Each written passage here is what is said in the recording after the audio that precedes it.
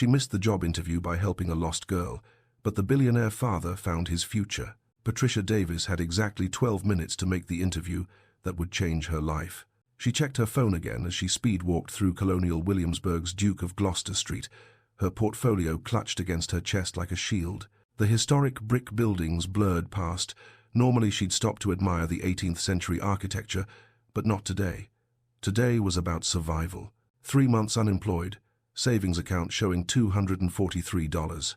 Rent due in 6 days. Please let this work. Please. The position was junior marketing coordinator at a boutique hotel group. Entry level, sure, but it was something. Anything. She'd spent 2 years building her event planning business before the pandemic crushed it like a paper cup. Now, at 34, she was starting over, and the shame of that felt like stones in her pockets. She rounded the corner near Bruton Parish Church, heels clicking against the cobblestones, when she heard it, crying. Not the frustrated whining of a tired child, but the desperate, hiccuping sobs of genuine fear. Patricia slowed. Keep walking. You cannot be late to this interview. The crying got louder. It's not your problem. Someone else will handle it. She made it 3 more steps before she stopped completely, closing her eyes. Damn it. My beautiful family, welcome to Romance and Love Stories. Here, we don't just tell stories, we breathe life into the kind of love that finds you when you least expect it. The kind that changes everything. The kind that reminds you why the heart never gives up. If this is your first time here, go ahead and subscribe and turn on your notifications, because every story we share carries a message meant for someone. And if you've been with us before, thank you, truly. Your support keeps this community growing. Settle in, stay with us till the very end. Drop a comment so we know how you feel, and don't forget to like this video. Now let's dive deep. The little girl was maybe 6, pressed against the brick wall of the White House, her face blotchy and wet with tears.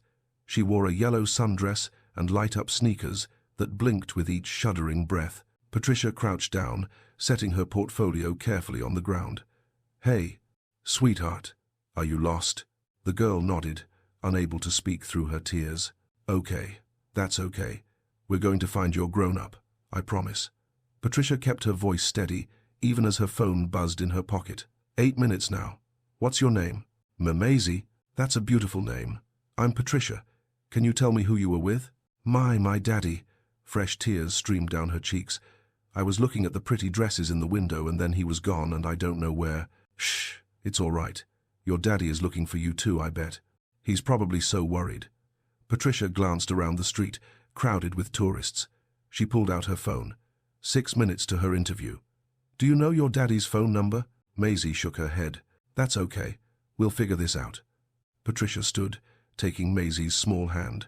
Her interview was in the opposite direction from the visitor center, where lost children were typically taken. She looked down at Maisie's tear-stained face and felt something crack open in her chest. Some things mattered more than money. She led Maisie toward the governor's palace, asking gentle questions to keep her calm, when a man's voice cut through the afternoon air. Maisie! The little girl's head snapped up.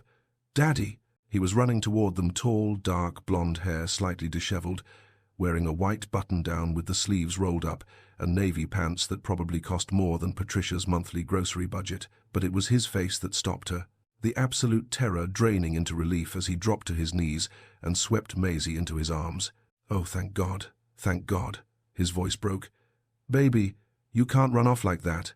I turned around and you were gone and He pressed his face into her hair, and Patricia saw his shoulders shake. She should leave, give them privacy. But her feet wouldn't move. He looked up, and Patricia forgot how to breathe. His eyes were an impossible green-gray that shifted in the light like glass worn smooth by the sea. Right now they were bright with unshed tears, and something about seeing this grown man so utterly undone by love for his daughter made her throat tight. You found her. He stood slowly, keeping Maisie on his hip. You found my daughter. She found me. Really? Patricia's voice came out softer than she intended. She was very brave. I wasn't brave, Maisie mumbled into her father's shoulder. I cried. Brave people cry too, Patricia said, and the man's gaze locked onto hers with an intensity that made her skin warm. It means you know when to ask for help. He shifted Maisie to his other hip, extending his free hand. Stephen Howell. His palm was warm, his grip firm but gentle. Patricia felt the calluses surprising on someone who clearly had money, and something electric passed between them that had nothing to do with static. Patricia Davis. Patricia saved me, Daddy. I can see that. Stephen didn't let go of her hand immediately. When he did, Patricia felt the absence. I don't know how to thank you. If something had happened to her, his jaw clenched. You have no idea what this means to me. Patricia's phone buzzed again. She didn't look at it. I'm just glad she's safe. Were you headed somewhere? Stephen's gaze dropped to the portfolio at her feet. I'm keeping you from something. No, it's... Patricia started to lie, then stopped. Something about those shifting grey-green eyes made dishonesty feel impossible. I had a job interview, but this was more important. His expression shifted. When? She checked her phone. The interview had started 3 minutes ago. Now, actually. Then we need to get you there. Stephen's voice took on an edge of command that suggested he was used to solving problems. Where is it? The Williamsburg Inn. But I've already missed it, and showing up late would be worse than not showing up at all. Who's the interview with? The marketing director. Karen something. I can't remember her last name. Patricia bent to retrieve her portfolio, trying to ignore the sinking feeling in her stomach. 3 months of searching, and she'd just thrown away her best chance because... Karen Whitmore? Stephen asked. Patricia looked up sharply. Yes. How did you... She works for me. He said it simply. Like it was nothing. Like people worked for him all the time. I own the hotel group. The world tilted slightly. You own Howell Luxury Properties. Guilty. A small smile tugged at his mouth, and Patricia noticed for the first time how tired he looked. Shadows under those remarkable eyes, fine lines at the corners that suggested he smiled less than he should. And I'm fairly certain finding my lost daughter and making sure she was safe constitutes the best possible job interview. I don't want charity, Patricia started, then caught herself. That wasn't right either. She took a breath. I want to earn the position. If there's a position. There is. And you will. Stephen shifted Maisie again. She'd gone quiet, watching Patricia with open curiosity. But maybe not like this, standing on the street. Do you have plans for dinner? The question caught her off guard. What? Dinner. Tonight. Let me thank you properly, and we can discuss the position. He paused. If you're interested. Patricia should say no. This man was clearly wealthy, clearly powerful, and clearly way out of her league in every possible way. Taking a job from him now would always feel like it came from gratitude, not merit. But her bank account had $243 in it, and her landlord didn't accept pride as payment. More than that, she wanted to say yes, wanted to see him again, to understand why her heart was beating faster than it had in years, why she couldn't stop noticing the way the afternoon light caught in his hair. I'm interested, she heard herself say. In the position. Good. His smile widened, and something sparked in those changeable eyes that made her think he knew exactly what else she might be interested in. The Williamsburg Inn. 7 o'clock? I'll be there. Daddy, Maisie's small voice interrupted. Is Patricia coming to dinner with us? Stephen's expression softened as he looked at his daughter. Would you like that? Maisie nodded seriously. She's nice, and she has a pretty smile. Heat crept up Patricia's neck. Thank you, sweetheart. 7 o'clock, Stephen repeated, and this time, when he looked at Patricia, she saw something beyond gratitude, something that made her pulse jump. Don't be late. Patricia laughed despite herself. I'll do my best. She watched them walk away, Maisie's head on Stephen's shoulder, his hand rubbing her back in small, comforting circles. Just before they rounded the corner, he looked back. Their eyes met across the crowded street, and Patricia felt it again, that electric pull, like lightning seeking ground. She stood there for a long moment after they disappeared, her heart doing complicated things in her chest. Her phone buzzed. A text from an unknown number. This is Stephen. Karen gave me your number from your application. Thank you again for today. See you tonight. Patricia saved his contact, staring at his name on her screen. She'd come to Williamsburg today, desperate for a job. She had a feeling she might have found something much more dangerous than that, something that felt terrifyingly like hope. Patricia stood in front of her closet, wearing only her underwear and a rising sense of panic. She owned exactly 3 outfits nice enough for dinner at the Williamsburg Inn, and she'd worn one to the interview she'd missed. The navy sheath dress felt cursed now, The black wrap dress made her look like she was going to a funeral. That left the emerald green fit and flare, which she'd bought 2 years ago when her business was thriving and she still believed good things were permanent. She pulled it on, zipping it carefully. The fabric still fit perfectly, skimming her curves in a way that made her feel elegant instead of exposed. She paired it with simple gold hoops and the nude heels that didn't make her feet scream after an hour. Her phone showed 6:47 p.m. "This is not a date," she told her reflection firmly. "This is a business dinner about a job opportunity." Her reflection looked skeptical. Patricia grabbed her purse and portfolio, locked her apartment, and tried not to think about how she'd filled her gas tank using the emergency credit card she'd sworn not to touch, or how her stomach was doing acrobatics that had nothing to do with hunger. The Williamsburg Inn glowed in the early evening light, all colonial elegance and understated wealth. Patricia had driven past it 1,000 times but never imagined she'd walk through those doors as anything other than a tourist. Stephen was waiting in the lobby. He'd changed into a charcoal suit that fit him like it had been made specifically for his body, which it probably had. No tie, though. The top button of his white shirt was undone, and Patricia found herself staring at the hollow of his throat before she caught herself. "You came," he smiled, and it transformed his whole face.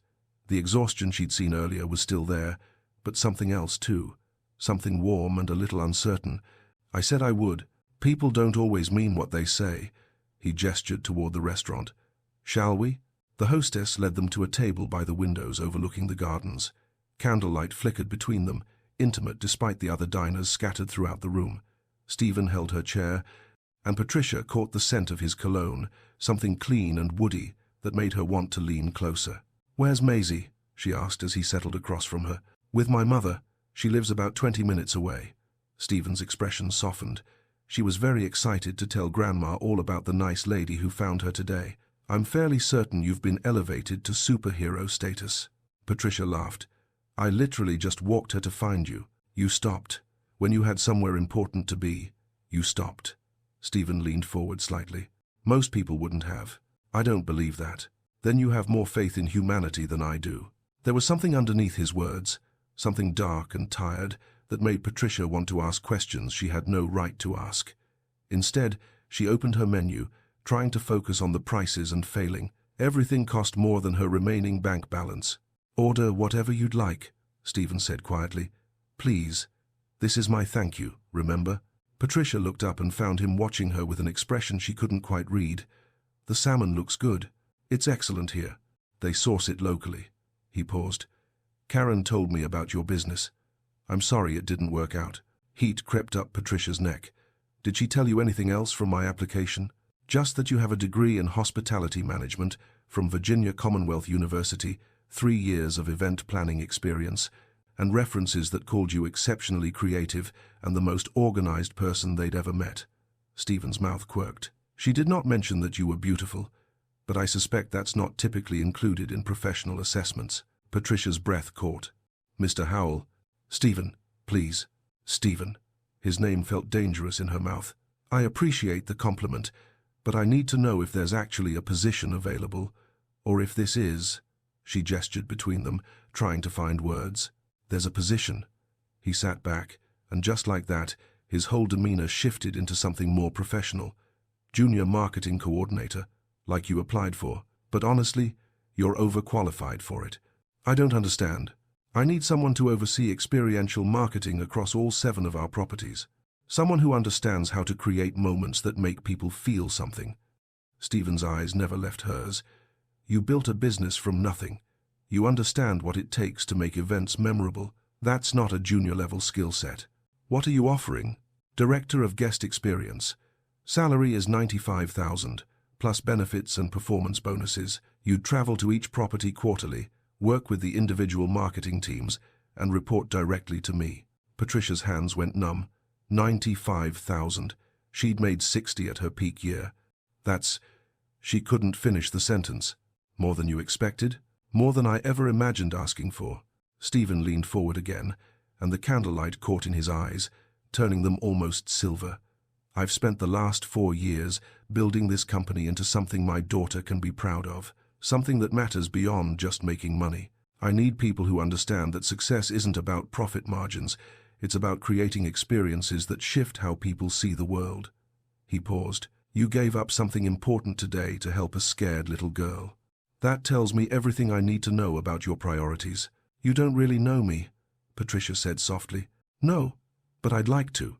The air between them shifted, charged with something that had nothing to do with job offers and everything to do with the way his gaze dropped to her mouth before returning to her eyes. The waiter arrived, shattering the moment. They ordered salmon for her, steak for him, a bottle of wine that probably cost more than her car payment. Patricia tried to steady her breathing. Tell me about Maisie, she said when they were alone again. Safer ground. 6 is a great age. Stephen's expression transformed, the way it had when he'd found his daughter that afternoon. Pure, uncomplicated love. She's extraordinary, smart, funny, completely fearless about everything except getting lost, apparently. He smiled. She wants to be a veterinarian, or a princess. She hasn't decided if she can do both. Why not both? That's what I told her. Stephen took a sip of wine. Her mother would have loved that answer. There it was, the shadow that lived behind his eyes. I'm sorry, Patricia said, for your loss, 4 years ago. Sometimes it feels like yesterday. Sometimes it feels like a different lifetime. He looked out the window at the darkening gardens. Caroline had a brain aneurysm. We were having breakfast, and she just collapsed, gone before the ambulance arrived. Patricia's chest tightened. Stephen, Maisie was 2. She doesn't really remember her mother, which breaks my heart in ways I can't articulate.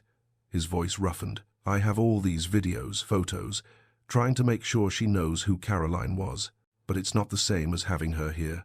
Without thinking, Patricia reached across the table and covered his hand with hers. His fingers turned, threading through hers, and they sat like that for a long moment, 2 strangers connected by grief they'd only just begun to share. My father died when I was 12, Patricia heard herself say. Heart attack. He was only 39. She swallowed hard.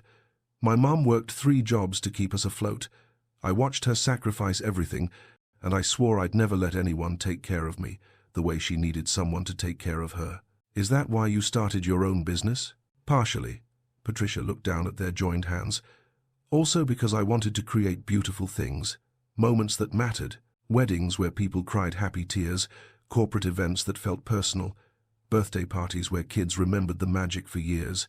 Her voice dropped. I wanted to prove that beauty and meaning could coexist with success. What happened?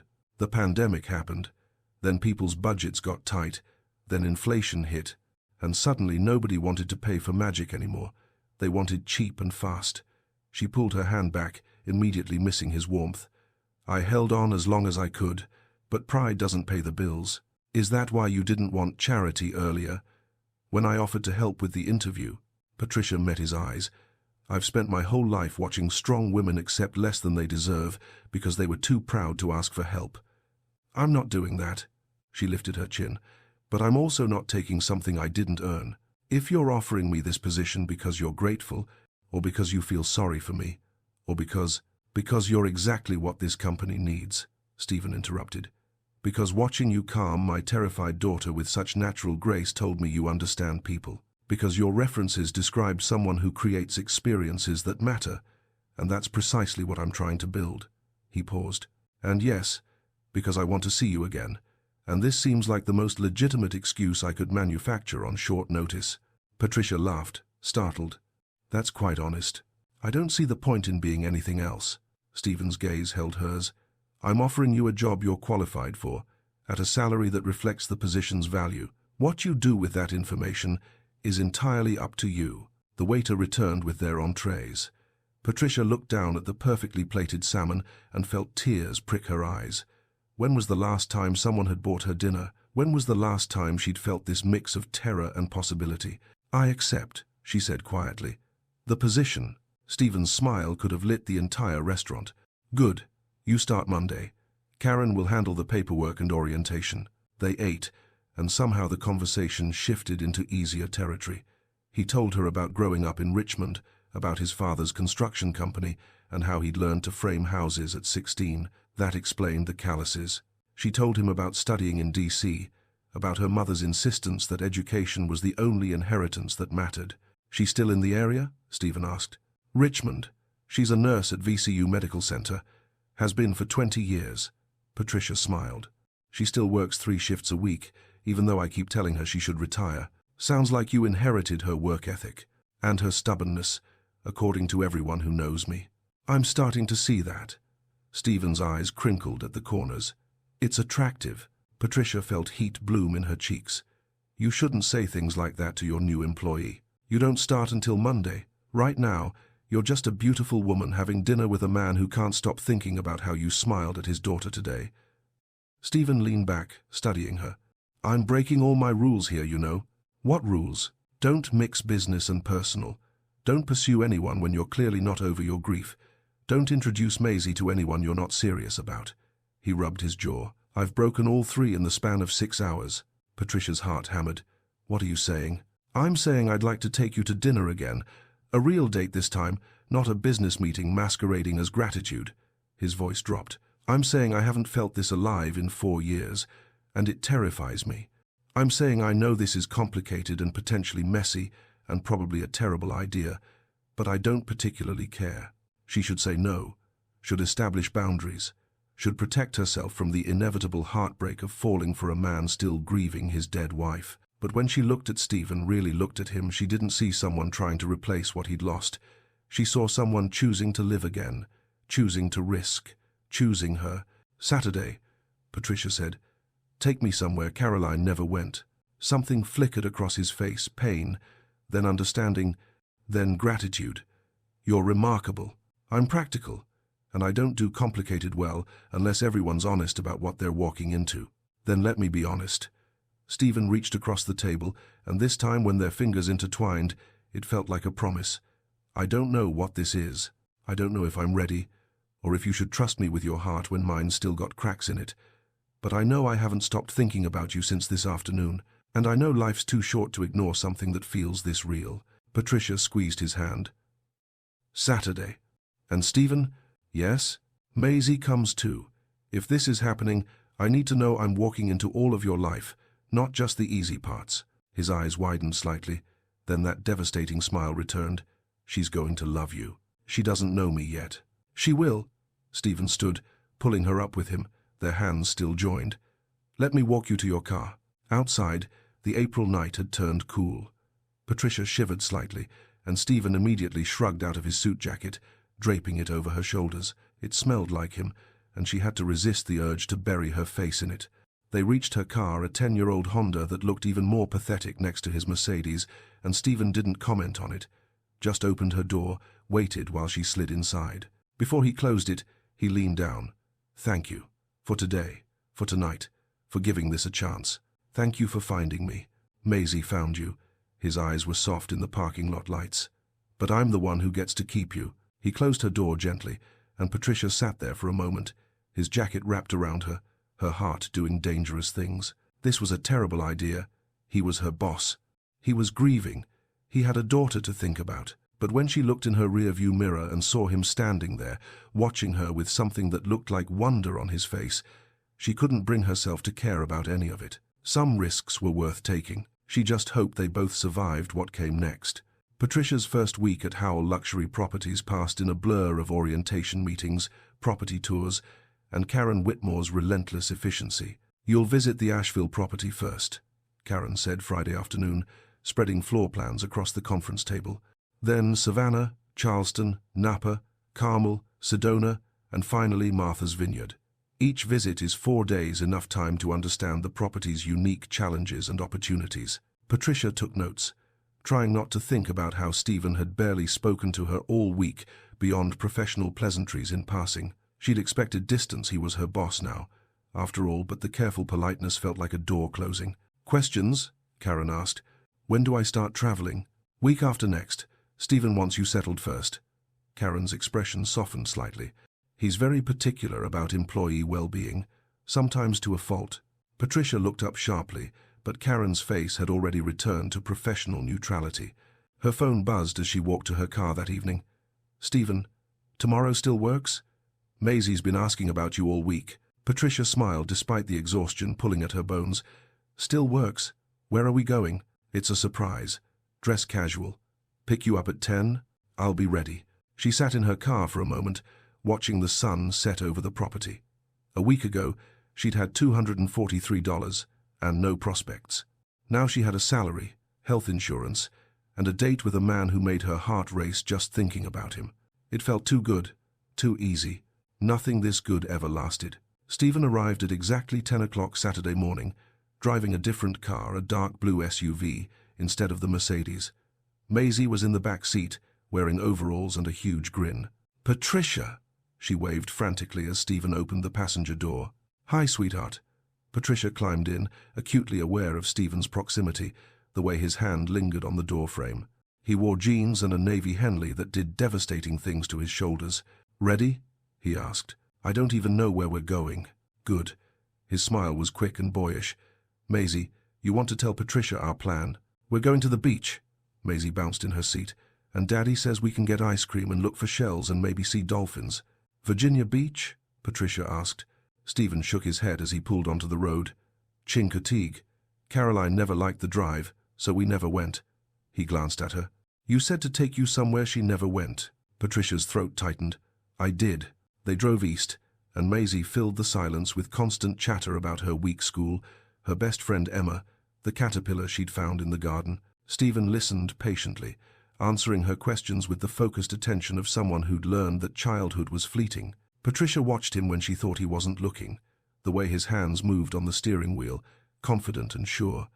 The laugh lines that deepened when Maisie said something particularly absurd, the shadows that still lived in his eyes but seemed lighter today. "Patricia," Maisie's voice pulled her attention. "Do you have kids?" "No, baby, I don't." "Why not?" "Maisie," Stephen said gently, "that's personal. It's okay." Patricia turned in her seat to look at Maisie. "I haven't met the right person yet, and kids are a big responsibility. You have to be ready." "My mom died," Maisie said matter-of-factly. "When I was little." Patricia's chest constricted. "I know. Your daddy told me. I'm very sorry." "It's okay. I don't really remember her." Maisie swung her feet. "But Daddy says she was really pretty and really nice, and she loved me a lot." "I'm sure she did." "Do you think she would like you?" The question hung in the air. Patricia saw Stephen's hands tighten on the wheel. "I hope so," Patricia said carefully. "I think any mom would want someone kind to spend time with her family." Maisie considered this seriously. "I think she would.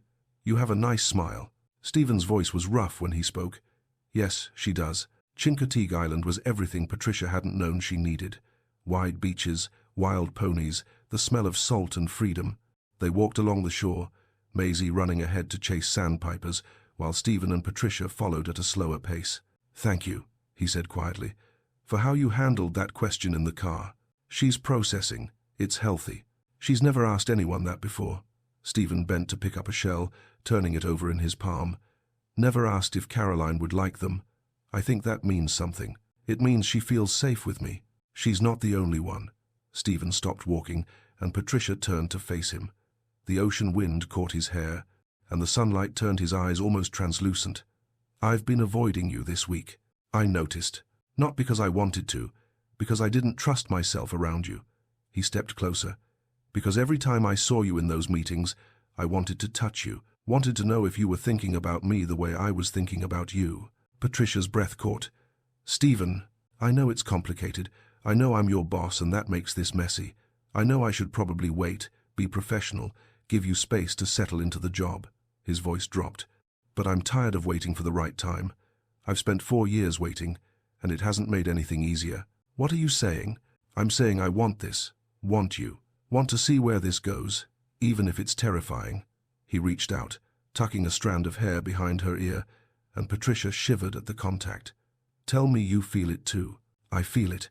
The words came out barely above a whisper. "But Stephen, your mother, have you told her about me? About any of this?" Something flickered across his face. "Not yet." "Why not?" He looked away, toward where Maisie was building a sandcastle. "Because she'll worry. She'll say it's too soon, that I'm not ready, that I need to think about Maisie." His jaw clenched. "And maybe she's right." "Is she? Right, I mean." "I don't know." He turned back to her, and the vulnerability in his eyes nearly broke her. "I don't know if I'm ready. I don't know if anyone's ever really ready to risk their heart again after it's been shattered. But I know I want to try." Patricia reached up, cupping his face with her hand. His skin was warm, and she felt him lean into her touch. Then we try, carefully, honestly. And if it gets too hard, if Maisie needs you to slow down, we slow down. You'd do that? I'm not trying to replace her mother, Stephen. I'm just trying to get to know you. She paused. All of you. The parts that are healed and the parts that are still broken. He kissed her then, soft and careful, like she was something precious that might shatter. Patricia felt it all the way to her toes, the want, the fear, the possibility. When they pulled apart, Maisie was watching them with wide eyes. "Are you Daddy's girlfriend now?" she asked. Patricia looked at Stephen. He looked at her. Something passed between them, acknowledgement, agreement, terror. "Would that be okay?" Patricia asked Maisie. Maisie thought about it seriously. "Will you still be nice to me? Always? And you won't try to be my mom? Because I already have a mom, even if she's in heaven." Patricia's vision blurred. "I would never try to replace your mom. Nobody could do that." "Okay then," Maisie grinned. "Can we get ice cream now?" They got ice cream, chocolate chip for Maisie, mint chocolate chip for Patricia, coffee for Stephen.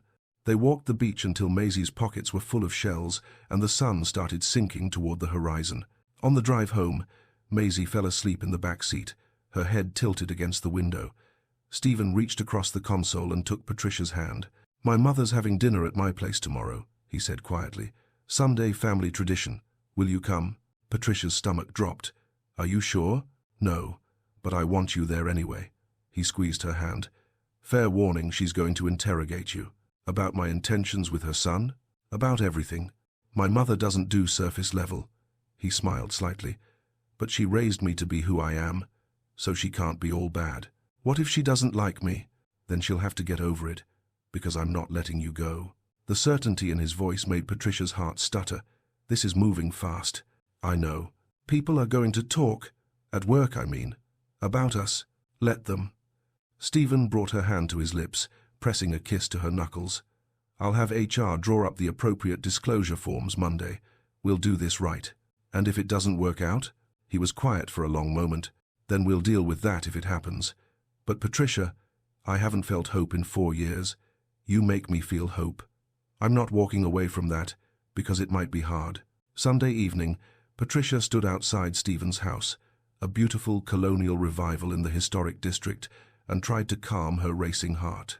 She changed outfits 4 times, finally settling on a simple coral dress and sandals. The door opened before she could knock. Stephen stood there in jeans and a white button-down, sleeves rolled up, looking unfairly handsome. "You came." "I said I would. People don't always." He stopped, shook his head.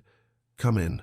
My mother's in the kitchen pretending not to be anxious." The house was beautiful, hardwood floors, crown molding, tasteful but not ostentatious. Photos covered the mantel, and Patricia's eyes caught on one, a laughing woman with dark hair holding a baby, Maisie.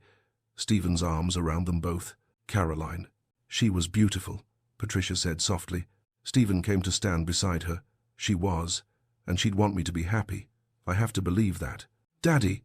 Maisie ran in from the kitchen. "Patricia's here."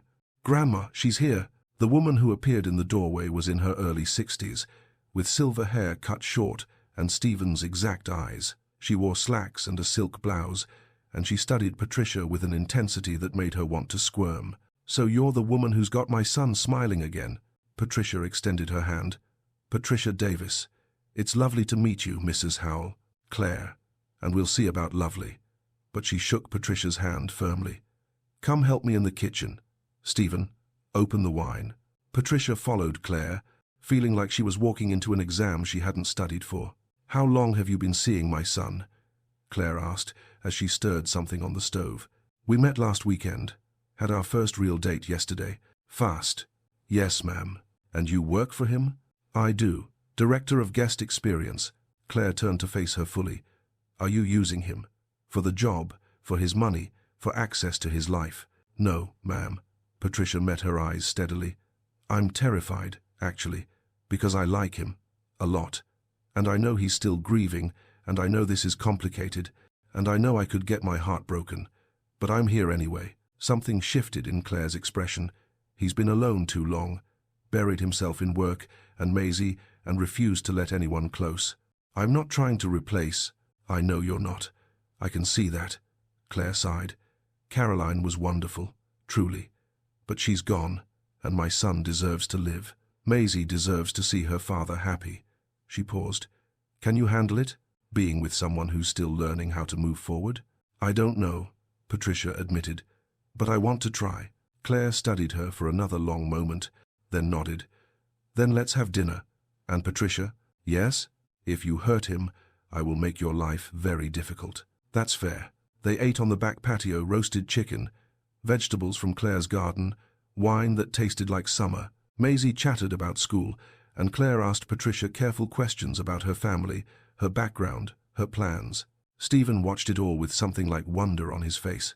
After dinner, while Claire and Maisie did dishes, Stephen pulled Patricia into the garden. You survived, he murmured, wrapping his arms around her waist. Your mother's protective. I like that. She likes you, I can tell. He kissed her forehead.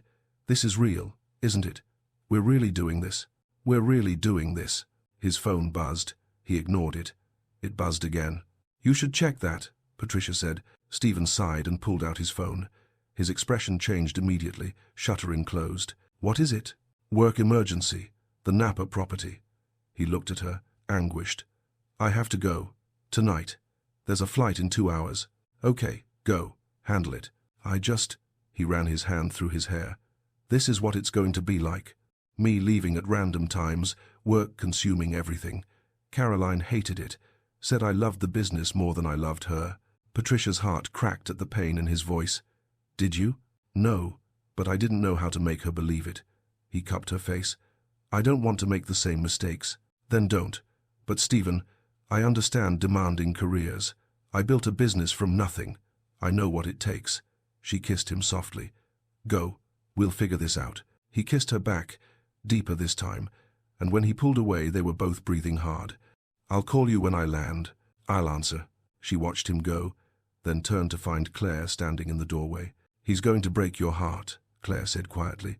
Not on purpose, but the business, the grief, the responsibility, it's going to be hard. I know. And you're staying anyway? Patricia looked at the house, at Maisie's face pressed against the window, at the life she could maybe have if she was brave enough. I'm staying anyway. Family, if you've stayed with this story until now, it clearly touched your heart. Share your thoughts below and tell me where you're watching from.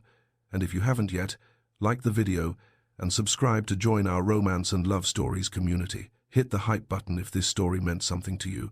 It truly helps our channel grow. Let's keep going. Stephen didn't come back from Napa for 6 days. He called every night, exhausted and apologetic. A pipe had burst in the main building, flooding the first floor and destroying thousands of dollars in custom furniture. The local contractors were backed up for weeks. He was supervising repairs himself, sleeping 3 hours a night, living on coffee and stress. I'm sorry, he said on night 4, his voice ragged. I know I said I wouldn't do this, wouldn't disappear into work. It's your business, Patricia said, even as loneliness curled in her chest. You have to handle it. Caroline used to say the same thing, right before she stopped saying anything at all. Patricia closed her eyes. I'm not Caroline. I know. He sighed. I miss you. Is that crazy? We barely know each other, and I miss you. It's not crazy. She pulled his jacket tighter around her shoulders. She'd been sleeping in it, breathing in the fading scent of his cologne. I miss you too. But missing someone and building a life with them were different things entirely. Patricia threw herself into work. Karen took her through the marketing strategy for each property, introduced her to the regional managers via video calls, walked her through budget projections and quarterly goals. You're a natural at this, Karen said Friday afternoon. Stephen has good instincts about people. Does he? Patricia looked up from the Asheville property analysis. Or does he just make impulsive decisions when he's emotional? Karen's expression shifted, something like sympathy crossed her face. He's in Napa. I know. This happened with Caroline too. An emergency would hit, and he'd disappear for days. She hated it. Karen paused, but she also didn't understand that Stephen's not the kind of man who can delegate everything. He built this company with his hands. He needs to fix things himself, even if it costs him everything else. I don't have an answer for that. Karen closed her laptop. But I will say this, he's never called anyone from a business trip. Not in the 4 years I've worked for him. You're different. Patricia wanted that to be enough. But different didn't mean sustainable. Stephen finally returned late Sunday night. Patricia knew because Maisie texted her.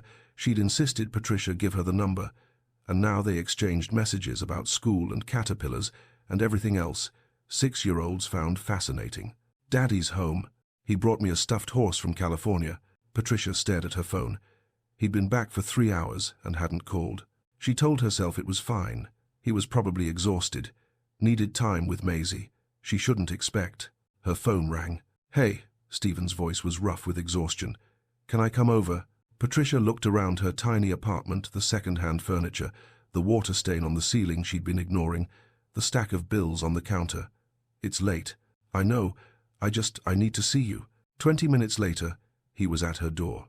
He looked terrible, dark circles under his eyes, beard growth he hadn't bothered shaving, his clothes rumpled. But when he saw her, his whole face transformed. "Hi."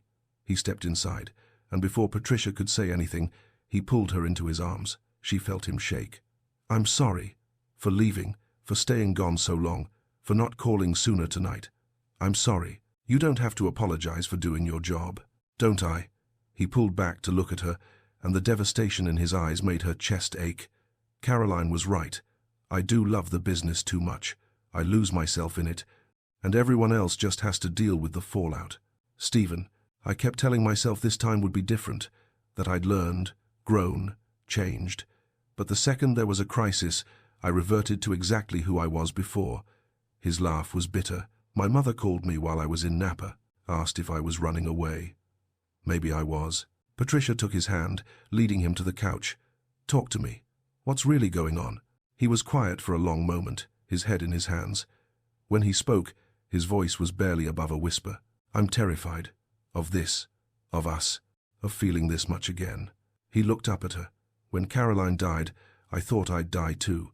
The pain was—" He swallowed hard. "I can't go through that again. Can't survive losing someone else I love. So you're sabotaging this before it even has a chance to hurt you." "Maybe." He rubbed his face. "Or maybe I'm just showing you who I really am. A man who runs when things get hard, who hides in work because it's easier than dealing with emotions, who will inevitably disappoint everyone who depends on him." Patricia felt something crack inside her chest. "Is that really what you think?" "It's what I know," Caroline told me, over and over. "I didn't listen then, but I'm listening now." "Then listen to this." Patricia turned to face him fully. "You're not disappointing me by having a demanding job. You're not Caroline's husband anymore. You're figuring out how to be Stephen. And yes, maybe that means you're going to make mistakes.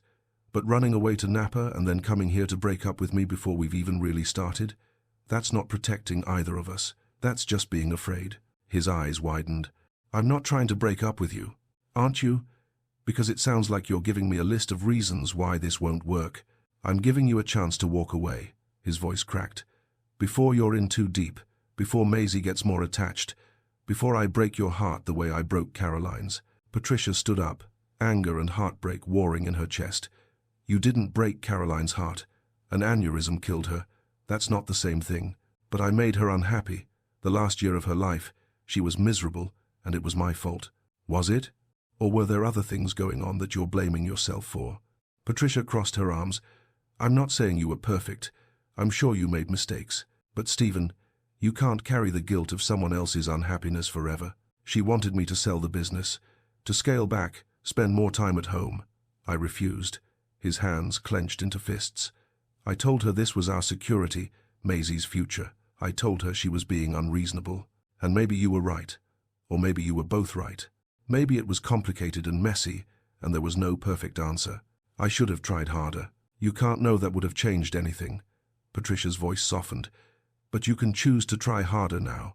With me, if you want to." Stephen looked at her for a long moment. "What if I can't? What if I'm just fundamentally broken? Then we'll be broken together." She sat back down beside him. "Stephen, I'm not asking for perfection. I'm asking for honesty, for effort, for you to show up when you can and tell me when you can't. That's it. You make it sound simple. It's not simple. It's terrifying. But I'm here anyway." She took his hand. "The question is, are you?" He was quiet for so long that Patricia thought he might actually leave, might choose the safety of solitude over the risk of loving again. But then he laced his fingers through hers. "I'm here. I'm terrified, but I'm here." "Good." Patricia leaned her head against his shoulder. Now tell me about Napa. All of it. The disaster, the repairs, why you really stayed so long. And he did. Talked for over an hour about the burst pipe, the ruined furniture, the contractors who didn't show up, but also about walking through the vineyard at dawn, trying to remember who he was before grief consumed him, about calling his mother and having her tell him that Caroline wouldn't want him to spend the rest of his life alone, about missing Patricia so much it physically hurt. I bought you something, he said finally, pulling a small box from his pocket. In the Napa Valley. I saw it and thought of you. Inside was a delicate gold necklace with a small pendant, a compass rose, beautifully detailed. So you always know where you're going, he said softly. Even when everything feels lost. Patricia's vision blurred. Stephen, too much. No, perfect. She turned so he could clasp it around her neck. His fingers lingered on her skin, and she shivered. Thank you. Patricia, his voice was low. Can I kiss you? I've been thinking about it for 6 days straight. She turned in his arms. Yes. This kiss was different from the one on the beach, deeper, more desperate, tinged with the knowledge that they were both choosing this despite the fear. His hands cupped her face like she was precious, and Patricia felt herself falling. When they finally pulled apart, both breathing hard, Stephen rested his forehead against hers. I have to tell you something, he said, about the business, about my plans. Patricia's stomach dropped. Okay. I'm thinking about selling, not all of it, but most of it, keeping maybe 2 properties and selling the rest. He pulled back to look at her. I don't want to be the man who chooses work over life anymore. And I think holding on to all 7 properties is me trying to prove something that doesn't need proving. Stephen, that's a huge decision. You can't make it because of me. I'm not. I'm making it because of Maisie, because I want to be present for her childhood, not constantly flying across the country putting out fires, because I want a life, not just a business empire. He paused. But I'd be lying if I said you weren't part of the equation. I want time with you, real time, not stolen hours between emergencies. Patricia's heart hammered. What would that mean for my job? You'd still have a position, probably a better one actually, because I'd need someone to help manage the transition. But Patricia, I need you to know I'm not doing this to trap you or obligate you or make you feel responsible for my choices. I'm doing this because it's the right decision for my family, for my life. When did you decide this? In Napa, sitting in that flooded hotel at 3 in the morning, realizing I'd missed 6 days with Maisie. 6 days with you. For what? To save furniture that could be replaced? He shook his head. I built this company to create something meaningful. But the most meaningful things in my life aren't properties or profit margins. They're people. Patricia kissed him again, soft and sweet. I'm proud of you. Don't be proud yet. I have to actually follow through. You will. They sat together on her worn couch until nearly midnight, talking about everything and nothing. He told her about Maisie's week, about Claire's concern, about the stuffed horse he'd bought. Patricia told him about her orientation, about Karen's insights, about how she'd slept in his jacket like a lovesick teenager. Keep it, he murmured. I like thinking of you wrapped up in something of mine. Eventually, reluctantly, he stood to leave. At her door, he pulled her close one more time. I'm going to do better, he promised. Be better. For Maisie. For you. For myself. I know you are. My mother wants you to come to dinner again next Sunday. Apparently, you passed some kind of test. Patricia laughed. Did I? With flying colors. He kissed her forehead. She said, you have steel in your spine. Coming from Claire Howell, that's the highest compliment. I'll be there. After he left, Patricia touched the compass, rose at her throat, and let herself believe in possibilities, in second chances, in a man brave enough to face his fears instead of running from them. But Monday morning brought reality crashing back. Patricia was reviewing the Charleston property reports when Karen appeared in her doorway, her expression carefully neutral. We need to talk. My office. Now. Patricia's stomach dropped as she followed Karen down the hall. Inside, Karen closed the door and crossed her arms. I just got a call from our HR director. Apparently, there's been a complaint filed about your relationship with Stephen. A complaint? From who? Anonymous. But they're claiming favoritism, inappropriate conduct, and questioning whether you actually earned this position. Karen's expression was sympathetic but firm. Patricia, I believe you. Stephen believes you. But this is a problem. A big one. What do we do? HR is launching an investigation, which means you and Stephen will be interviewed separately. Your work will be scrutinized, and until it's resolved, you need to maintain complete professional distance. For how long? Could be weeks, could be months. Karen sighed. I'm sorry. I know this isn't fair. Patricia felt the walls closing in. This is going to destroy what we're building. Then you'll have to decide if it's worth fighting for. Karen's voice was gentle. Both of you. Patricia walked back to her office in a daze. Her phone buzzed a text from Stephen. Dinner tonight? I want to introduce you to someone important. She stared at the message, Karen's words echoing in her head. Complete professional distance. Weeks. Months. She typed and deleted 3 responses before finally settling on, we need to talk. Can you call me? When her phone rang 30 seconds later, Patricia took a deep breath and answered. What's wrong? Stephen asked immediately. Everything. And then she told him, watching their fragile new beginning crack under the weight of corporate reality. The HR investigation took 3 weeks. 3 weeks of Patricia and Stephen passing each other in hallways without speaking. 3 weeks of careful, professional emails about property reports and marketing strategies. 3 weeks of Maisie asking why Patricia didn't come to Sunday dinner anymore, and Stephen not knowing how to explain that adult life was complicated and cruel. Patricia threw herself into work with a ferocity that surprised even Karen. She traveled to Asheville, spending 4 days analyzing every detail of the property, interviewing staff, reviewing guest feedback. She created a comprehensive report that outlined opportunities for improvement and innovative marketing strategies that could increase bookings by 30%. This is exceptional work, Karen said when Patricia presented it. I've never seen analysis this thorough. I need people to know I earned this position. Patricia's voice was tight. That it had nothing to do with who I was. She couldn't finish the sentence. Karen's expression softened. The investigation cleared you both yesterday. HR found no evidence of favoritism or misconduct. The complaint was filed by someone who doesn't even work for this company, probably a competitor trying to cause trouble. Patricia felt her knees go weak. We're cleared? Completely. You can stop torturing yourselves now. Karen paused. Though I should mention, Stephen's been a nightmare for 3 weeks, snapping at everyone, working 18-hour days, looking like death. Whatever you two are doing, fix it. Please, for all our sakes. Patricia found him in his office after everyone else had gone home. He was staring at his computer screen, but she could tell he wasn't actually seeing it. His hair stuck up in different directions like he'd been running his hands through it, and his eyes had that hollow look she'd seen the night he came back from Napa. Stephen, he looked up, and something cracked in his expression. Patricia, Karen told me, about the investigation. I know. He stood slowly. I was going to call you. I didn't know what to say. How about hi? I missed you. This was hell. A ghost of a smile touched his mouth. Hi. I missed you. This was hell. Patricia closed the door behind her and walked to his desk. Your mother called me. His eyebrows rose. She did. Every Sunday for 3 weeks. Invited me to dinner. Told me about Maisie's week. Talked about gardening and nursing school and everything except what was really happening. Patricia's voice wavered. She said you weren't sleeping. That, Maisie cried herself to sleep twice, asking where I went. Stephen's face crumpled. I'm sorry. I should have handled this better. Should have fought harder against the investigation, told HR to. You did exactly what you were supposed to do. We both did. Patricia came around the desk.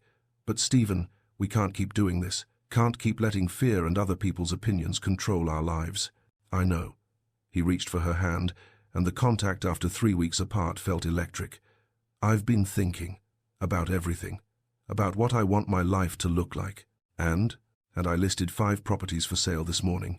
Asheville, Savannah, Charleston, Sedona, and Martha's Vineyard. He said it calmly, like he hadn't just announced a decision that would reshape his entire business. I'm keeping Napa and Carmel, 2 properties I can manage without losing my mind or my family. Patricia's breath caught. You're serious? Completely. I've already got interested buyers for 3 of them. The other 2 will probably sell within a month. He pulled her closer. I told you in your apartment that I was done choosing work over life. I meant it. What about the staff?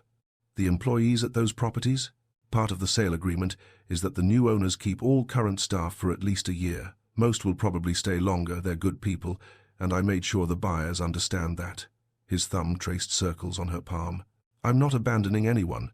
I'm just choosing to live differently. Patricia studied his face. Your mother knows? She cried. Happy tears, she said. Told me she's been waiting for me to make this choice for 4 years. Stephen's voice roughened. Apparently, Caroline asked her to talk to me about selling before she died.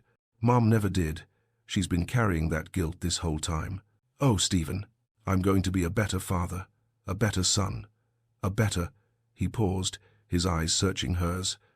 What are we, Patricia? Because these 3 weeks have made it very clear that I can't just be your boss. Can't just be someone you're casually seeing. Patricia's heart hammered. What do you want us to be? Everything. I want Sunday dinners and school pickups and arguments about whose turn it is to do dishes. I want Maisie to have someone who shows up, who stays, who chooses us every single day. He cupped her face with both hands. I want you. Fully. Completely. No holding back. I'm scared, Patricia whispered, of how much I want that too. Then be scared with me. He kissed her softly. Be scared and stay anyway. They left the office together, fingers intertwined, and drove to Stephen's house. Claire was there with Maisie, and when the little girl saw Patricia, she launched herself across the room. You came back.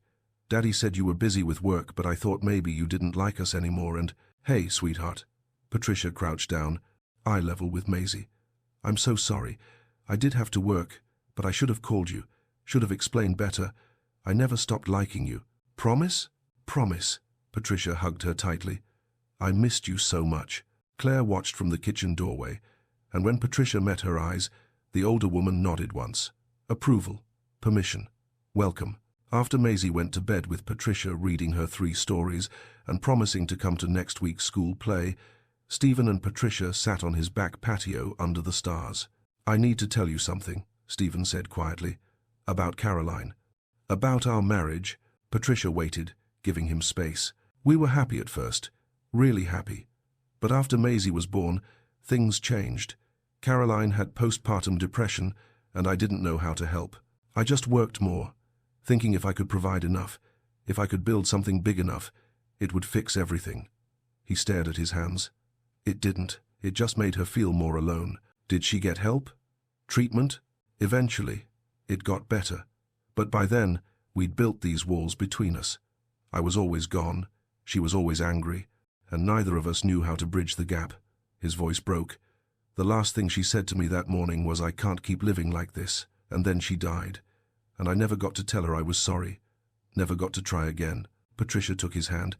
Stephen, you can't carry that forever. I know. But I need you to understand I'm terrified of making the same mistakes. Of choosing wrong again. Of hurting you the way I hurt her. Then don't. Patricia shifted to face him fully. You're not the same man you were then. You're choosing differently now. Selling the properties, being present, showing up. That's not the same pattern. What if I fail? What if I try and still mess everything up? Then we'll deal with it together. But Stephen, you have to actually try. You have to stop waiting for permission to be happy. She squeezed his hand. Caroline's gone. I'm here. Maisie's here. Your mother's here. We're all choosing you. Choosing this family. Choosing to build something new. The question is, are you choosing it too? He was quiet for a long moment. Then he stood, pulling Patricia to her feet. Come with me. There's something I want to show you. He led her inside, up the stairs, to a room she'd never been in before. When he opened the door, she saw it was an office, but the walls were covered in photos. Not just of Caroline, but of Maisie at every age. Of Claire gardening. Of sunsets and properties and moments captured in time. This is my favorite room in the house, Stephen said, because it reminds me that life is made of moments. Good ones, bad ones, painful ones, beautiful ones. All of it matters. He walked to a shelf and pulled down a box. I want to show you something. Inside were letters, dozens of them, in careful handwriting. Caroline wrote these the year before she died. Her therapist suggested it, writing letters to Maisie for all the moments she wouldn't be there for. First day of school, first heartbreak, graduation, wedding. His hands shook slightly. I found them after she died. Haven't been able to read most of them. Stephen, there's one for me too. Just one. He pulled out an envelope, unopened. I've been too afraid to read it. Afraid of what she'd say. But I think I need to. Before I can really move forward. Patricia's vision blurred. Do you want me to leave? Give you privacy? No. I want you here. He opened the envelope carefully, unfolding the letter with reverent hands. His eyes moved over the words, and tears started streaming down his face. Patricia waited, her heart breaking for him. Finally, he looked up. She forgave me. For everything. Said she knew I loved her even when I didn't know how to show it. Said she hoped I'd find love again. That I deserved to be happy. His voice cracked completely. She said Maisie needed a father who knew how to live, not just survive. And that she trusted me to figure it out. Patricia crossed to him, wrapping her arms around him as he shattered.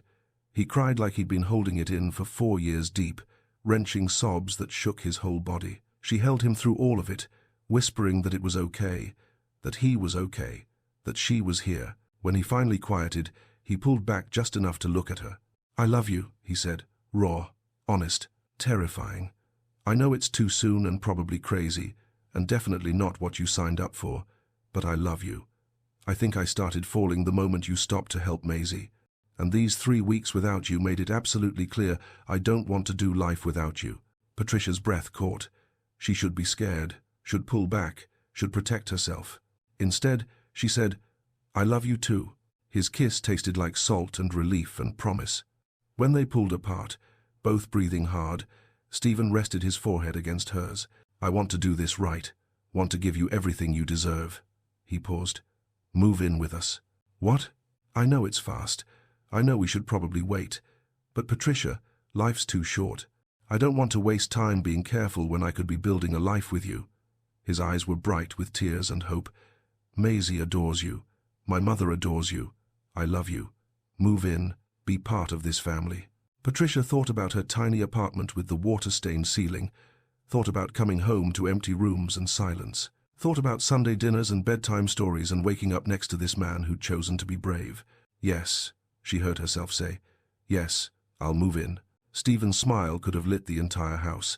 He kissed her again, deeper this time, and Patricia felt herself falling into the beautiful, terrifying certainty of being chosen. The next morning, Stephen called an all-staff meeting at the main office. Patricia stood beside him as he announced the property sales, the restructuring, his commitment to work-life balance. I know this is a big change, he said to the assembled employees, but I built this company to create meaningful experiences. Turns out, the most meaningful experiences happen when you're actually present for them. He glanced at Patricia. I'm choosing to be present, and I'm trusting all of you to help make this transition smooth. Afterward, Karen pulled Patricia aside. He's really doing it, selling 5 properties. He is. Because of you? Because of himself. I just gave him a reason to be brave. Patricia paused. Karen, I want to keep working, want to help with the transition, want to build something meaningful with the 2 properties we're keeping. But I need to know, can I do that? Or is it still going to look like favoritism? Karen smiled. Patricia, you just produced the most comprehensive property analysis I've seen in 10 years. You've earned your place here. Anyone who questions that can take it up with me. She paused. Besides, Stephen asked me to be COO of the new, smaller company. I'll be your direct supervisor. That should quiet the gossips. That Sunday, Patricia joined the Howell family dinner as something more than a guest. Claire toasted her with wine. Maisie insisted she sit next to her, and Stephen held her hand under the table like he was afraid she might disappear. After dinner, while Maisie showed Patricia her room in case you want to stay over sometime, but Daddy says you're going to live here soon, Claire pulled Stephen aside. You're happy, she observed. I am. Stephen watched Patricia laugh at something Maisie said. Terrified, but happy. Good. That's how it should be. Claire squeezed his arm. Caroline would be proud of you, for choosing to live again, for being the father Maisie needs, for being brave enough to love someone new. Mom, his voice caught. I know, baby, I know. She hugged him tightly. Now go be with your family, all of them. Stephen found Patricia on the back patio after Maisie was in bed. The stars were bright overhead, and the night air smelled like jasmine from Claire's garden. Hey, he said softly, wrapping his arms around her from behind. Hey yourself. She leaned back against him. This is really happening, isn't it? It is. You, me, Maisie. A life. I'm scared. Me too. He kissed her temple. But I'm more excited than scared. That's new for me. Patricia turned in his arms. I called my mom today, told her about you, about Maisie, about moving in. What did she say? She said, my father would have liked you, that he'd be proud of me for being brave enough to choose happiness. Patricia smiled through tears. Then she asked when she could meet you. Any time. Tomorrow, if she wants. Next Sunday. She's coming to dinner. Patricia paused. Fair warning, she's going to interrogate you. Good. She should. Stephen cupped her face. I want your mother to know I'm serious about you. About us. About building a life together. Stephen Howell, are you trying to get my mother's blessing? Absolutely. I'm going to need it. His eyes were soft in the starlight. For what comes next? Patricia's heart stuttered. What comes next? You'll see. He kissed her softly. But for now, let's just be here, together, building something beautiful. And standing in his arms, the stars bright overhead, and the sound of Maisie's soft breathing drifting through the window, Patricia let herself believe in forevers again. Patricia's mother arrived at Stephen's house exactly 15 minutes early, which Patricia knew meant she was nervous. Mum. Patricia hugged her tightly on the front steps. Thank you for coming. Diane Davis was a small woman with silver threading through her natural hair, wearing her best church dress and the pearls Patricia's father had given her 30 years ago. She studied Stephen's house with the practiced eye of someone who'd worked 3 jobs to keep a roof over her daughter's head. This is a lot of house, she said quietly. It's a home, Mum. There's a difference. The door opened, and Stephen stood there with Maisie on his hip. He'd changed his shirt 3 times, Patricia knew, before settling on a simple blue button-down and khakis. Mrs. Davis, he extended his hand. It's an honor to meet you. Patricia's told me so much about you. Diane shook his hand, her grip firm. Mr. Howell. Stephen, please. We'll see. But there was a hint of warmth in her eyes as she looked at Maisie. And who's this beautiful girl? I'm Maisie. I'm 6 3/4.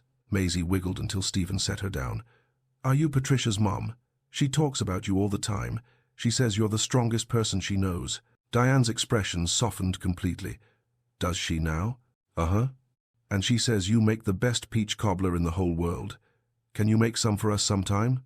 Maisie, Stephen said gently. Let's let Mrs. Davis come inside first before you start requesting desserts. But Diane laughed, a real laugh that eased the tension in Patricia's shoulders. I think I can manage some peach cobbler, but you'll have to help me make it. Really? You'd let me help? Maisie's eyes went wide. Of course. Best way to learn. Diane looked at Patricia. Your daughter used to stand on a stool in the kitchen, insisting she could do everything herself. Nearly burned the house down trying to make pancakes when she was 8. Mom? Stephen grinned. I need to hear this story. Dinner was pot roast Claire's recipe, which she'd left detailed instructions for since she'd deliberately stayed away tonight. Patricia's mother needs to see you as a family without me hovering, she'd told Stephen firmly. They ate at the dining room table, Maisie chattering about school and her upcoming play. Patricia watched her mother watch Stephen the way he cut Maisie's meat without being asked, how he listened to her stories with genuine interest, the patience in his voice when she spilled her water and started crying. It's okay, baby, he murmured, cleaning it up. Accidents happen. No big deal. After dinner, Stephen suggested Maisie show Diane her room. I think Patricia and I should handle the dishes, he said, his eyes meeting Patricia's with clear intent. When they were alone in the kitchen, Patricia turned to him. You're being very obvious. Good. I want your mother to know I'm serious about you. She already knows that. She's watching to see if you're good enough for me.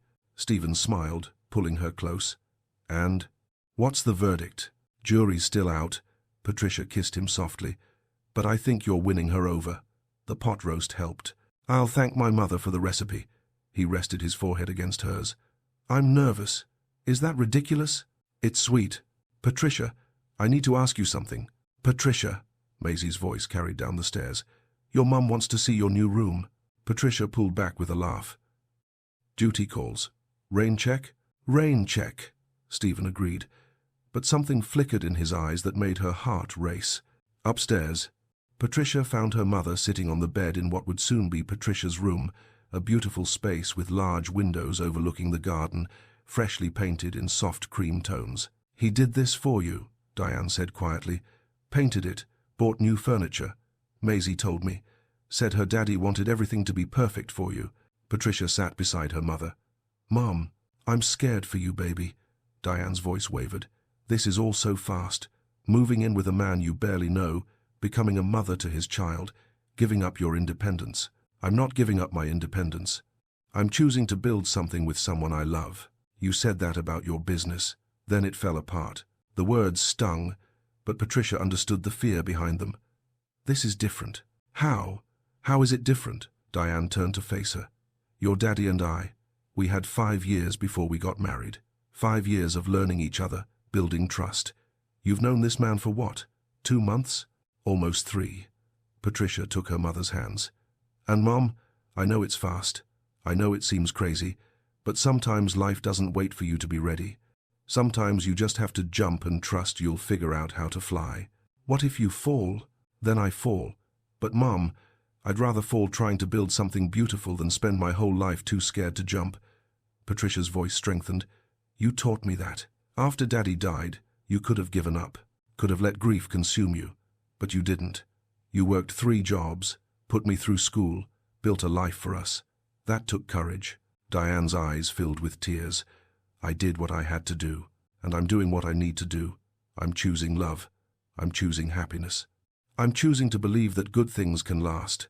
Patricia squeezed her mother's hands. I need you to trust me, to trust that you raised me to make good decisions, to know my own worth, to recognize when something is real. Diane studied her for a long moment. You love him? I do. So much it terrifies me. And he loves you? Really loves you? Not just the idea of you? He loves me, flaws and all. And Mum, he's a good father. He's kind and patient and he shows up. That matters. Diane pulled Patricia into a fierce hug. Your daddy would have loved him, would have interrogated him about his intentions, but he would have loved him. Patricia felt tears streak down her face. I wish Daddy was here. Me too, baby. Me too. Diane pulled back, wiping Patricia's cheeks. But I'm here, and I see you happy. Really happy. That's all I've ever wanted for you. They came downstairs to find Stephen and Maisie in the living room, a blanket fort constructed between the couch and the coffee table. We're having an adventure, Maisie explained seriously. Want to join? Diane laughed. I think I'm too old for blanket forts. Nobody's too old for blanket forts, Stephen said, and something about the certainty in his voice made Diane smile. They all squeezed into the fort, ridiculous and cramped and perfect. Maisie told elaborate stories about dragons and princesses, and Stephen added sound effects, and Patricia caught her mother's eye in the dim light and saw understanding there. Later, after Maisie had fallen asleep and Diane had gone home with promises to return next Sunday with peach cobbler, Stephen and Patricia stood in the garden, under the stars. Your mother gave me the talk, Stephen said. She did, while you and Maisie were building the fort.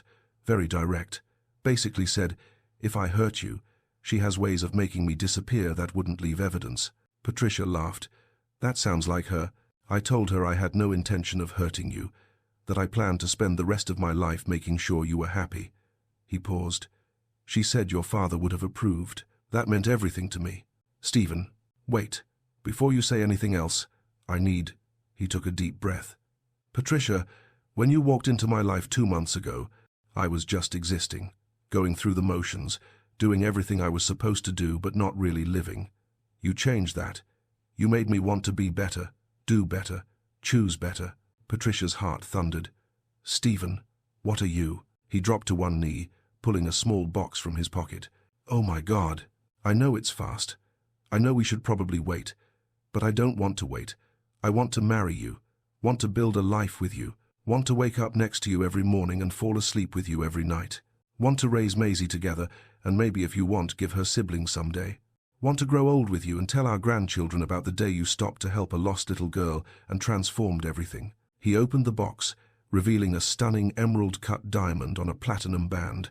Simple, elegant, perfect. Patricia Sarah Davis, will you marry me? Patricia couldn't breathe, couldn't think, could only feel the overwhelming rightness of this moment, this man, this life spreading out before her.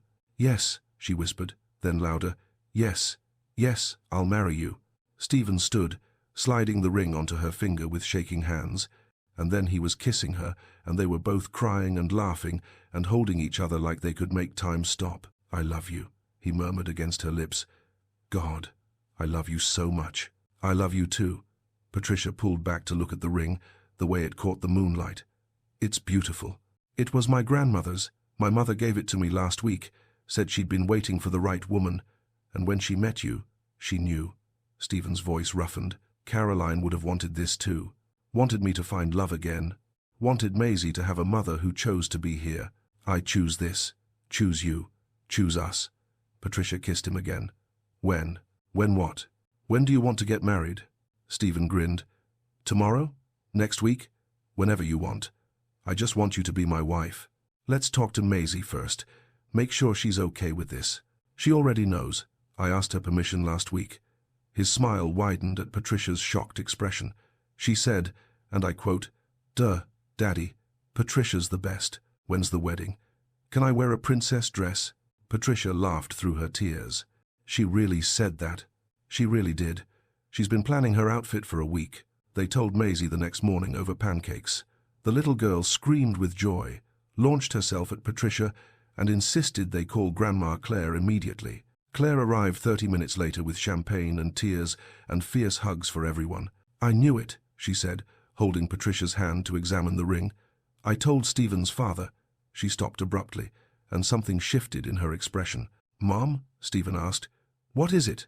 Claire was quiet for a moment, then smiled. "Your father would have loved her, would have loved seeing you this happy. He'd be so proud of the man you've become." It was the first time she'd mentioned Stephen's father in present context, and Patricia caught the past tense. Would have loved, would have been proud. Stephen's hand found Patricia's under the table, squeezing gently. Later, Patricia thought. She'd ask about his father later.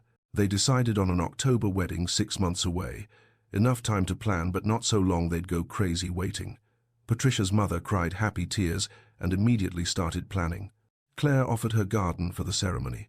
Maisie insisted on being flower girl and wanted to help choose everything from flowers to cake flavors. The Napa and Carmel properties sold within the month, both to buyers who loved the vision Stephen had built and promised to honor it. Karen flourished as COO, and Patricia found her rhythm managing guest experiences at the 2 remaining properties she could actually be present for. Life fell into a pattern: Sunday dinners with Claire and Diane, who'd become unlikely friends, bedtime stories with Maisie, quiet mornings with Stephen before the chaos of the day began. Patricia moved her belongings into his house piece by piece until one day she realized she'd stopped thinking of it as his house and started calling it home.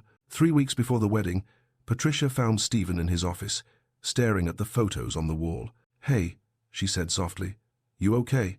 I was just thinking about my father, wishing he could be here to see this." He turned to her. "He died 2 years ago. Heart attack, just like your dad. He was 61, I was 35. Patricia's chest tightened. "Stephen, I'm so sorry. Why didn't you tell me?" "Because it still hurts. Because I spent so many years working in his shadow, trying to prove I could build something better than he did. And when he finally saw what I'd created, when he finally said he was proud, he died 3 weeks later." Stephen's voice cracked. "I never got to enjoy his approval, never got to show him I could be successful and happy at the same time." Patricia wrapped her arms around him. "He knows. Wherever he is, he knows. And he's proud of you." "I hope so." Stephen pulled her closer. "I want to be the kind of father to Maisie that he was to me. Present, supportive, someone she can count on. You already are." October arrived in a blaze of autumn color. The morning of the wedding, Patricia woke up in Claire's guest room tradition, dictated she and Stephen spend the night apart, and found her mother sitting by the window. "Mom, what are you doing up so early?" "Watching the sunrise, thinking about your daddy." Diane smiled through tears, wishing he could walk you down the aisle. Patricia sat beside her. "Me too. But baby, he'd be so happy. So proud of the woman you've become, the life you're building." Diane took Patricia's hand. "I know I was scared at first, but Stephen is good for you, and you're good for him. You balance each other." "I love him, Mom." "I know you do. And that's all that matters." The ceremony was perfect. Claire's garden bloomed with late roses and golden leaves. Maisie wore a princess dress and took her flower girl duties very seriously. Diane cried from the moment the music started. Karen served as Patricia's maid of honor, while Stephen's best friend from college stood beside him. But when Patricia walked down the makeshift aisle, her mother on one side, Claire on the other, both women giving her away, all she could see was Stephen. He was crying, not bothering to hide it, not caring who saw. just standing there in his charcoal suit with tears streaming down his face and love blazing in his eyes. When she reached him, he whispered, "You're the most beautiful thing I've ever seen. You're not so bad yourself." They exchanged vows they'd written themselves. Stephen promised to choose her every day, to be present, to build a life that honored both their pasts while creating something entirely new. Patricia promised to be his partner, Maisie's champion, and to never let him forget that he was worthy of love. When the officiant pronounced them husband and wife, Stephen kissed her like she was oxygen, and he'd been drowning. The small gathering erupted in applause, and Maisie yelled, "Finally," which made everyone laugh. At the reception, intimate, just family and close friends, Diane pulled Stephen aside. "Take care of my daughter. With my life," he promised. "Good. Because she's the best thing I ever created, and you're lucky to have her." "I know. I won't forget it." Diane studied him for a moment, then nodded. "Welcome to the family, son." Their first dance was to a song about second chances and new beginnings. Stephen held Patricia close, swaying gently, and whispered in her ear, "Thank you." "For what?" "For stopping that day in Williamsburg. For helping Maisie. For giving me a reason to choose life again." He pulled back to look at her. "For loving me even when I was a mess. For being brave enough to build this with me." "Stephen Howell, I would choose you every single day." Patricia kissed him softly. "In every life, in every version of the universe, I would choose you." Maisie cut in eventually, insisting on dancing with both of them, and they swayed together as a family, while everyone watched with happy tears. Later, as the sun set and fairy lights twinkled in the trees, Patricia found a quiet moment alone. She touched the compass rose necklace at her throat. She'd worn it with her wedding dress, and thought about the journey that had brought her here. A missed job interview, a lost little girl, a grieving widower learning to live again, all the broken pieces that had somehow fit together into something beautiful. "Hey!" Stephen appeared beside her, pressing a glass of champagne into her hand. "What are you thinking about?" "How lucky I am, how grateful, how impossibly happy." She turned to him. "How I almost missed all of this because I was so focused on that interview. But you didn't miss it. You stopped. You chose kindness over convenience, and it shifted everything." He clinked his glass against hers. "To choices, to second chances, to forever." "To forever," Patricia echoed. They stood together watching their family and friends celebrate. Maisie running through the garden with other children, Claire and Diane laughing about something together, the autumn evening perfect and golden. This was it. This was everything. Not the fairy tale she'd imagined as a girl, but something better, something real and hard-won, and built on the foundation of two people brave enough to risk their broken hearts one more time. "Ready to start forever, Mrs. Howell?" Stephen asked, his eyes soft with love. Patricia smiled, lacing her fingers through his. "I've been ready since the moment I met you." And there, surrounded by love and possibility and the promise of all the beautiful moments still to come, Patricia stepped into the rest of her life. Forever had never looked so good. 1 year later, Patricia stood in the doorway of Maisie's room, watching Stephen read bedtime stories to their daughter. 7-year-old Maisie was growing so fast, already reading chapter books on her own, but she still insisted on Daddy's bedtime stories. "One more chapter," Maisie pleaded. "Nice try. You said that 3 chapters ago." Stephen kissed her forehead. "Sleep, baby girl. School tomorrow." "Fine." Maisie snuggled into her blankets, then looked at Patricia. "Mom, will you check on the baby before you go to bed?"